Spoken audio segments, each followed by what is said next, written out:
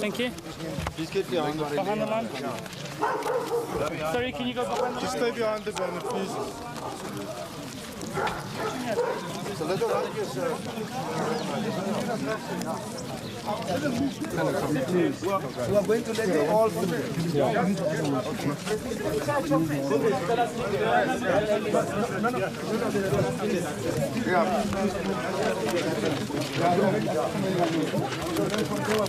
Jerry, no more people coming. Hold on, we are now going to announce the president. Not, wait, hold on.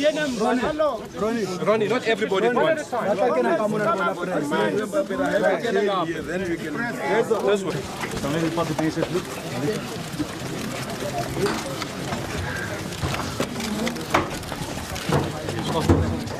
Keep back. Okay. Sorry.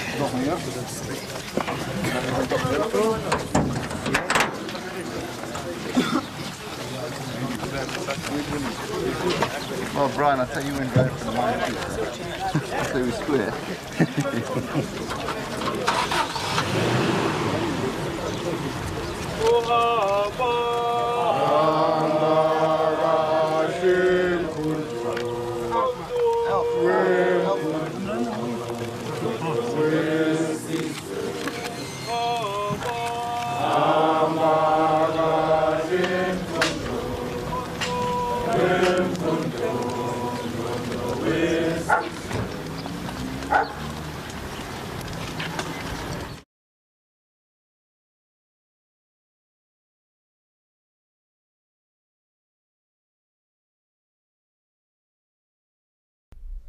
When we established ourselves in Lesotho and were able to set up the underground and military units inside the country and began to operate, South Africa became nervous.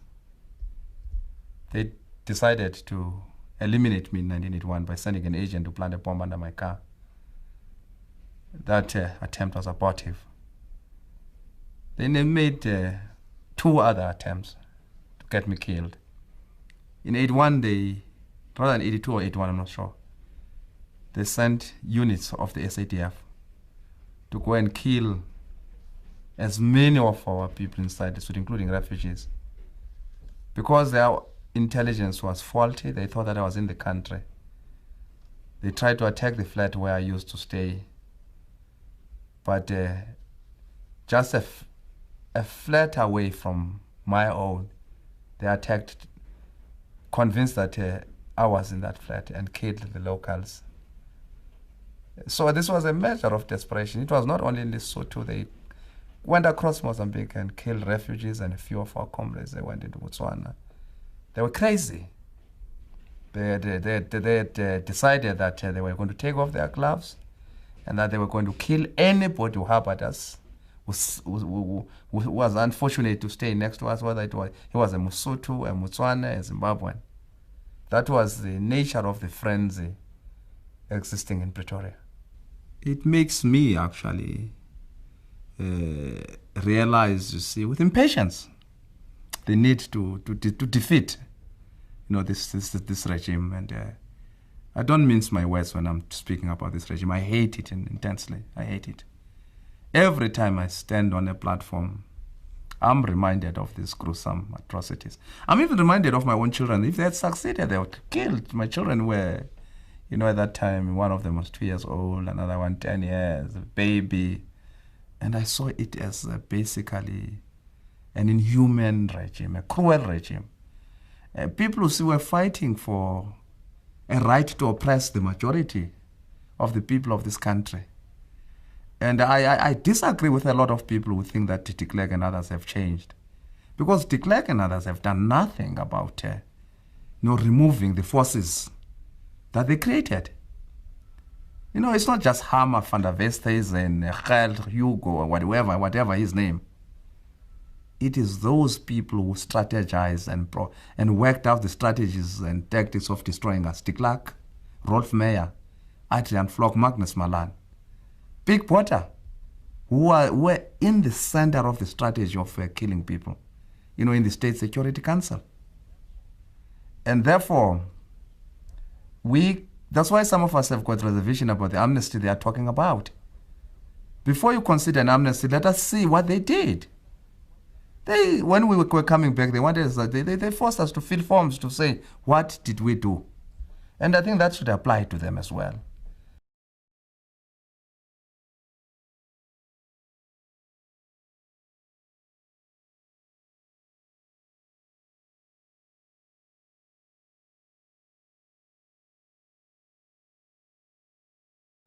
For most of us, this was the realization of our dreams as young combatants. We had been given very, very, thorough training in the Soviet Union, and we had undergone a lot of physical and military preparations in Zambia, because we established a special camp in Zambia to prepare ourselves both physically, mentally, and militarily. We had exercises day and night. We embarked on long marches. So we had prepared thoroughly for this thing. So when we crossed the Zambezi, for us this was the real thing. For the first time, we're going to get involved with the real enemy. In our camps, we had been shooting at targets, paper targets. Now we're going to get involved to see, pitting our strength, testing ourselves against the other side. And we were quite happy. I was very, very happy as a person. I think I was among the first to cross the Zambezi River in a canoe. And, we decided to choose the most difficult and impassable part of the river where there were gorges. And we were doing this at night. It was dark, but we made it, you see, because we're fit, actually. We're really specimens of physical fitness. We're carrying our weapons, you see, AK-47, machine guns, grenades, lots of ammunition. And those rucksacks were heavy, but we didn't feel it. It was one of those memorable days in my own history. I look back to that situation with vivid memories. When I was in Zambia, whenever I crossed, visiting Zimbabwe before I came back into the country, I would make a point to drive through Livingstone, Victoria Falls, stop next to the Wanke Game Reserve, and just have a look at that general terrain, you see, because one thing I can say, it took the Zimbabwean security forces a long time before they knew of our presence inside Zimbabwe. In terms of our ability to orientate ourselves on the terrain, we had no problems, because we had accumulated a lot of knowledge of topography and map reading. We were able to detect from our maps and to place ourselves. We knew exactly where we were. We had a clear picture about the next part of the terrain in which we're going to move. And one thing outstanding about that unit was its ability to take positions during the day, especially when the cover, in terms of vegetation, became sparse and poorer, and moving at night.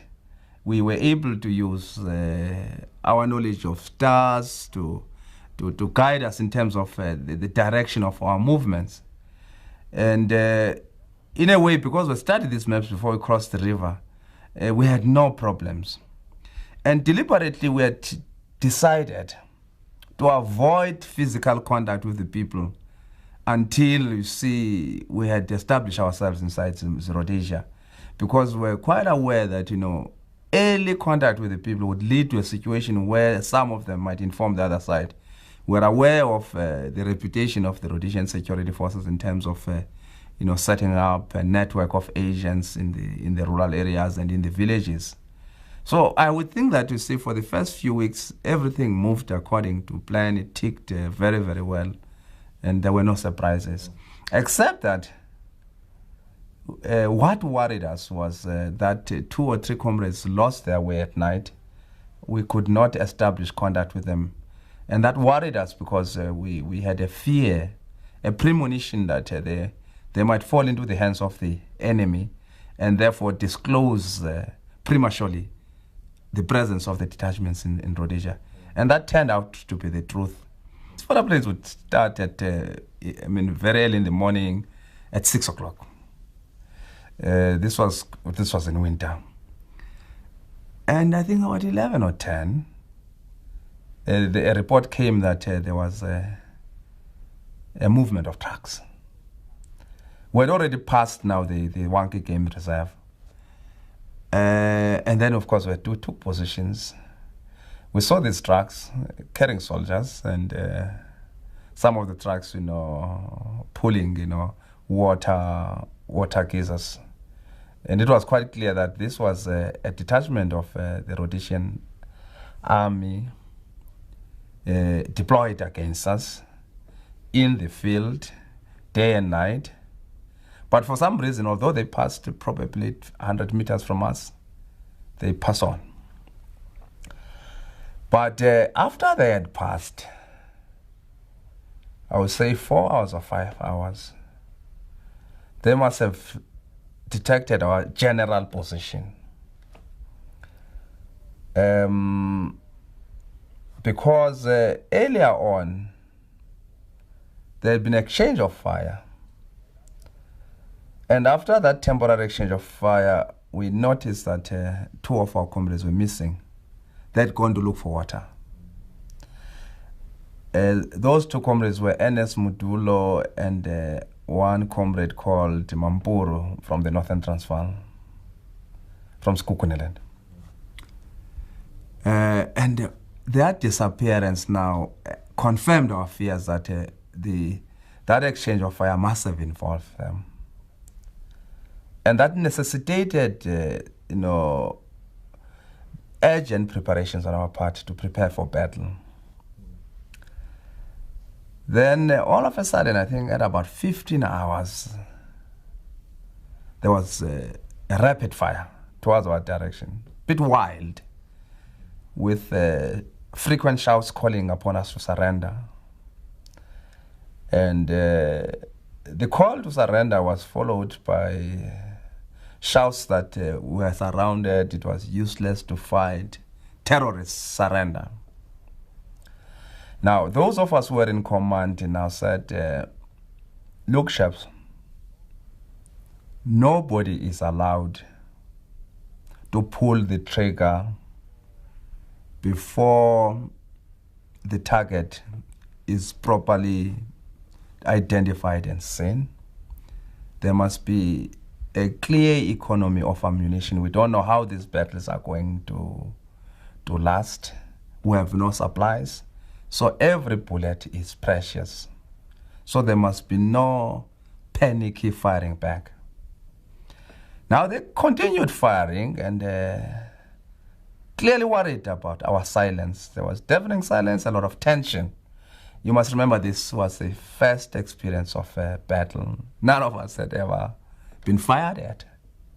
And I can tell you, it was frightening because these bullets were passing very close to us, over our heads. And I remember some comrades actually panicked, and there was one who came to say to us that he was wounded, and we discovered that he was not wounded, he was just panicking. But the arrogant enemy stood up to say, one of them said, where are they? Can you see them? They had thrown caution to the wind, and I suppose they thought that we're scared. And our comrades said in Zulu, Nankuya. And man, our fellows just opened almost at the same time and shot 2 of them. And fortunately, the guys they shot were the commanders. And you see, a regular army, unlike a guerrilla army, depends on a commander. The commander is the key person. When the commander is, killed or wounded and is unable to command, you see, the morale of the regular army is affected. So there was a lot of panic on their part, and they began to run away. Then we began now to chase them and to really, dispel the attack. We neutralized the attack. And we discovered, you see, for the first time that, look, we are dealing with people who are also very afraid. Because in running away, they left behind their weapons, their supplies of ammunition, food and everything. I mean, that is sort of And he has a very undisciplined way of retreating. You see, you don't retreat and leave behind your guns, you see, because how are you going to fight again? So they ran away in a very disorderly manner. And that was our first baptism of fire. We're baptized now. We're stronger. We had, the fear was gone. No, the nervousness, the throbbing of the heart against the ribs, it disappeared. You see, we're all unnerved now. We're very cool and determined. But again, we had not been eating well for a very long time. So this was a welcome supply of food for us. The masses on the ground had not been organized to receive us and to give us the necessary support in terms of intelligence, in terms of protecting us, in terms of giving us regular meals, and in terms of guiding us generally within Rhodesia itself. It was clear that we had a responsibility to save the detachment. It would have been wrong militarily to fight to the last man. We had beaten back the Rhodesian forces a number of times. We never lost a battle. And every time we beat them back, but we also suffered a few casualties, probably 6 to 7 comrades who died there. And after thorough examination of what suddenly shocked us, the openness of the terrain as you move towards Plumtree, towards the Matabele land, with no trees except some shrubs and no mountains, we felt that now we're beginning to be a sitting duck in terms of the enemy's planes. The planes of the enemy had bombed us twice. I mean, the jets and the helicopters. And that sort of compelled us to take a decision to retreat to Botswana in order to build up our forces, to re-establish, as well as to re-establish contact with headquarters in Lusaka. That we did, I mean, in terms of retreating to Botswana. But unknown to us, Botswana, South Africa, and Zimbabwe had been, pulled into the question of looking for us. Of course, probably with different motives. Rhodesia and South Africa definitely to search and destroy. Botswana to identify us and arrest us and negotiate with the ANC about our presence. So when we went to Botswana, after a few days, you see, we discovered there was a difference amongst us as to whether we should resist arrest and fight back. There was a strong feeling that, we should not allow these fellows to capture us. But there was also a strong feeling that, look, Botswana is an independent African state, a member of the OAU, and that fighting them would create problems for the ANC mission. It would never be understood by our people if we had a situation where Botswana soldiers were killed in action against us. So ultimately, we agreed that let us surrender. After we had been assured by the Botswana officers that they were under pressure from South Africa and that we wouldn't be imprisoned, we would just be allowed would be sent back to Zambia. So after some time then we surrendered. But they never kept their word. I think they were under pressure from South Africa. They were afraid. I mean, clearly the government was afraid. They had a small army, small police force, which could never stand up to the bullies in Pretoria. So the price they had to pay was actually to imprison us. We were sentenced to long terms of imprisonment, 4 years, 5 years, 6 years, and we served sentences in the Gaborone maximum security jail.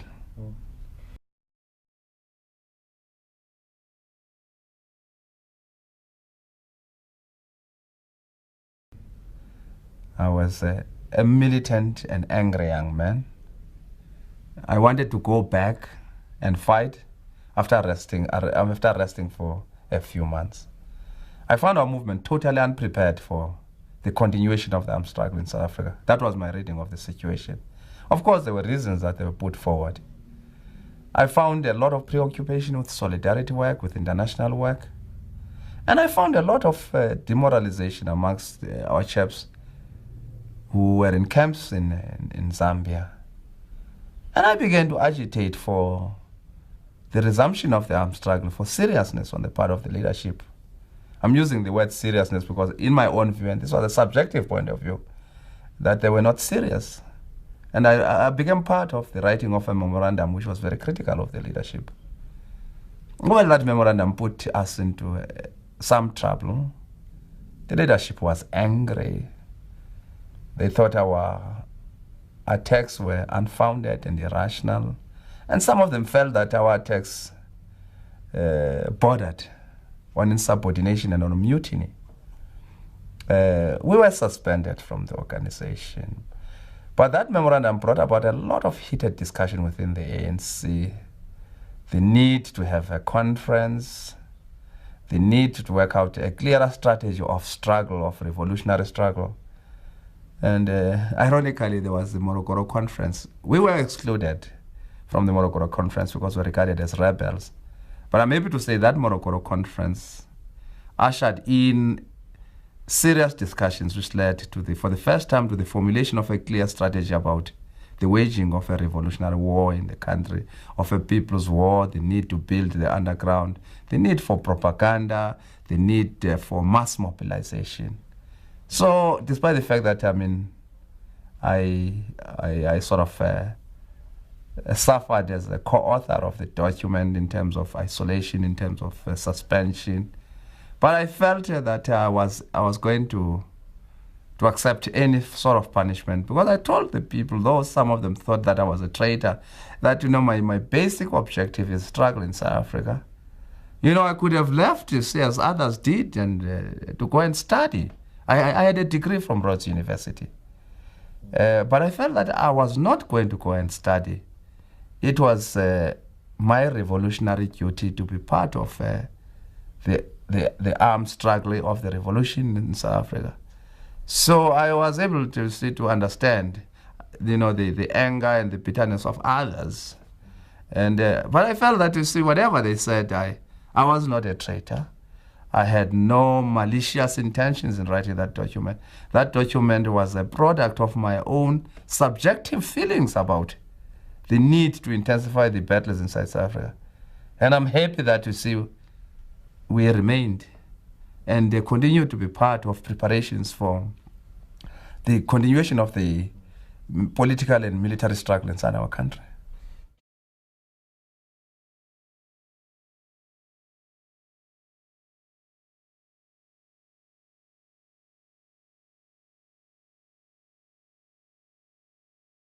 I want to be honest. I was annoyed. I was marooned in the Transkei when the decision was taken to suspend the armed struggle. My indemnity had been withdrawn. I spent more than 27 years in MK. I'd spent the best part of my life in an armed struggle against this regime. I was angry and bitter that this decision was taken without comprehensive consultation. That was my immediate gut feeling. I didn't sleep when our delegation was locked with de Klerk negotiating. I was waiting for the outcome.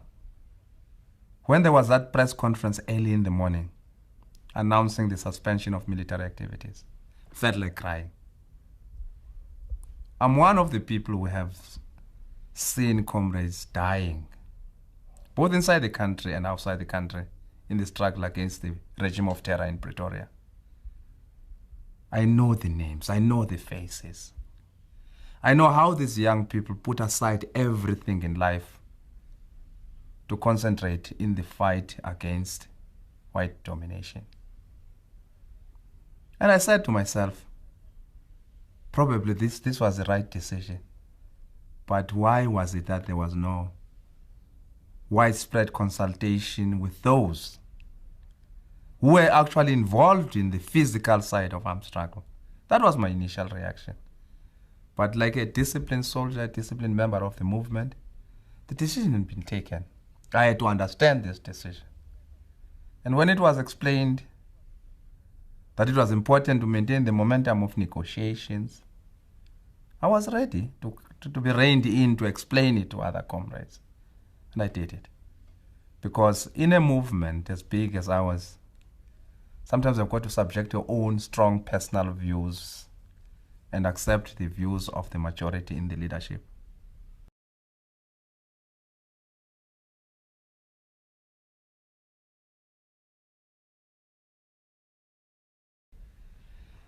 there's a certain form of attachment that South Africans have for this country. I'm speaking about those with whom we shared times in exile. I'm speaking about the excitement I sensed in MK cadres coming back into the country even before I came back legally. How they felt good about going back to South Africa, though they were going back to fight. That's the sort of love and patriotic fervor that we had. When I was coming back, I was saying that for me, this is a moment of happiness, of joy, sheer joy. To listen to our people speaking their own languages, to be able to read South African newspapers, to be able just to sit and watch our people. The beautiful people of South Africa who have been subjected to a cruelty no other people, or very few people in the world have seen. But the brave, proud black South Africans, who with their hands, with limited resources, have refused to be browbeaten, have refused to surrender. For although I was not coming into a situation of freedom, but I knew that nothing would stop us from marching forward to freedom, to a new South Africa, into a free country, into a country where they would fight for social justice, in a country where we would begin to tackle the problems of the poverty of our people. And for me, therefore, this was not marching back home, but marching along the path of struggle to a liberated country.